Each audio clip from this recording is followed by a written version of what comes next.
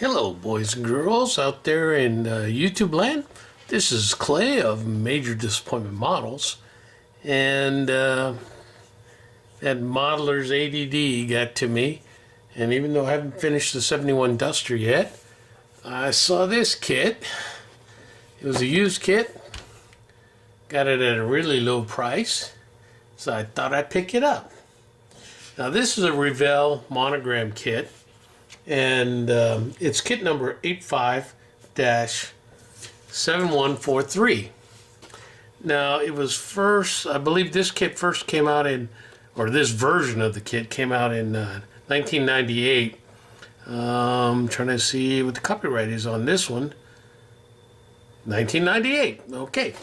So I went through the kit, and growing up in high school in the mid-70s, my dad liked to buy and sell cars. It was his hobby.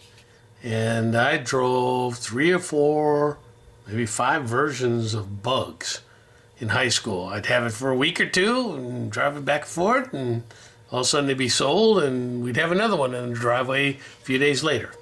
So, and there were various Bugs. There were stick shift, they were automatics, they were whatever. And then my dad got into the square back Volkswagens. He really liked those station wagons.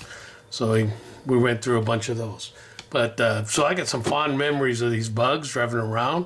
And when I grew up, we had the 73 oil embargo in Hawaii, and we had the first $1 a gallon pumps in the nation. So you can imagine all my high school buddies with their 69 Chevelle 396 big blocks, those were all disappearing quickly because we couldn't afford to put gas in them. So all of a sudden, all these little Volkswagens, and in those days it was Datsun, wasn't Nissan. Datsuns and Toyotas were running all over the streets. Even those little Hondas, and Honda was still new to the U.S. at that time, and they were like little cracker boxes, really tiny cars. But I really love this Volkswagen Bug.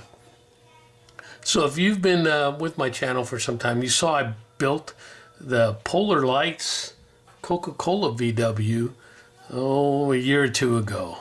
And it's supposed to be a snap-tight kit, it's supposed to be easy to build, blah, blah, blah. Because I don't build a lot of models. I've been kind of out of the hobby and having a lot of issues.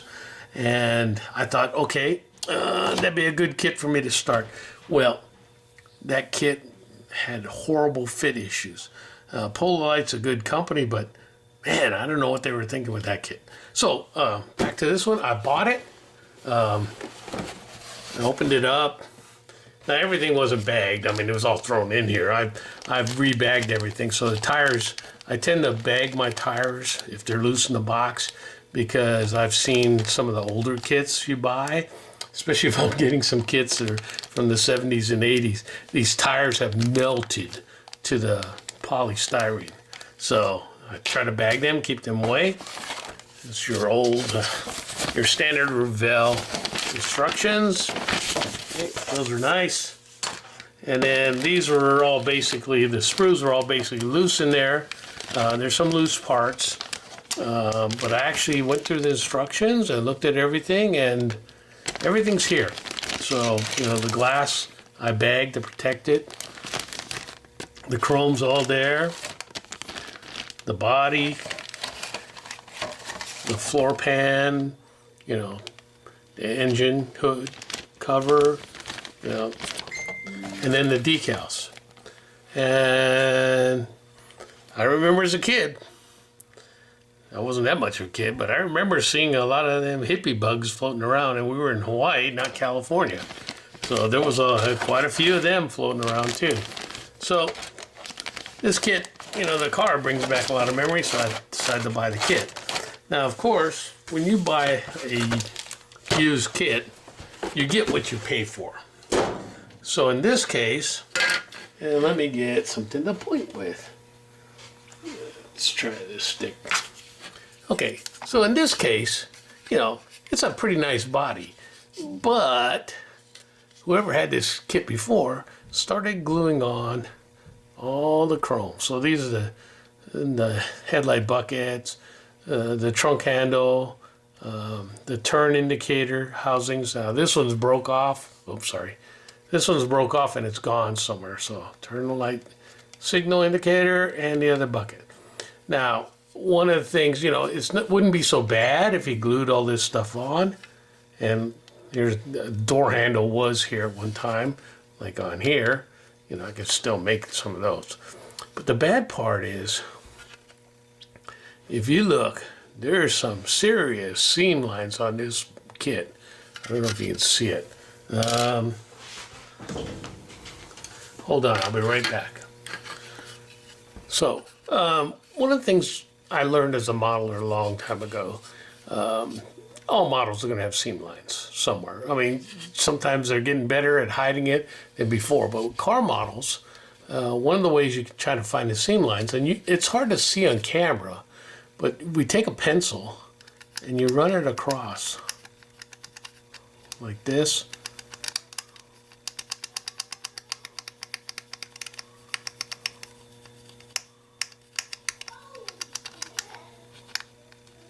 And guess what? You can now see that seam line right there. So there's one here. There's one big one here. They're up around here. Because even though it had a drip rail, it wasn't this big and ugly. You got them over here in the front fender, running along. You got it over here, again on this side. So, you know, we got to sand some of that down. The ridge here is kind of a little bit too big, you know. This one is more in line, proportional, and it's got a little cavity there the way it should be. This line is hardly there and probably going to need to be scribed out. So, got some work to do.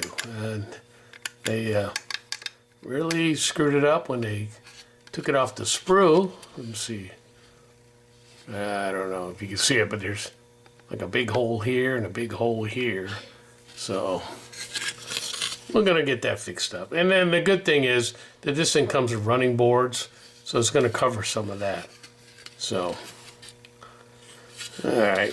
So that's going to be the project after I get the duster all put together. I just thought I'd give you a heads up on what I'm going to be doing. And for those of you new to the hobby, if you wonder how I'm going to get these out, basically what you do is you push some, it's glued in with probably, you know, tester's glue, either this blue stuff or the red stuff. And this one's probably no good, the tube's leaking. But what I do is then I take the Tamiya, the green stuff here like this, lay a bead around here because it'll soften it up, and then you push it out. Same thing, push it out. These will be harder to do because I can put some Tamiya in there, but I gotta slowly pull it out without breaking it. Gonna have to sand that down. Again, this one, put some Tamiya glue around it, try to pull it off without breaking it. Same with the door handle. So, and a matter of fact, I think this door handle's on the wrong side. I think it's supposed to be over here, just by the shape of it. So, I don't know if you can see that. Looks like it's pointing the wrong way. So, you know, there's some little things wrong with it. But I'll get it fixed. I'll make it semi-decent with my semi-decent skills. And we'll get it done. All right? So that's where I'm at on this one. Again, I'm going to try not to start this one until I get the 71 Duster done. And I got to get some time to work on that. All right. We'll talk to you later. Bye.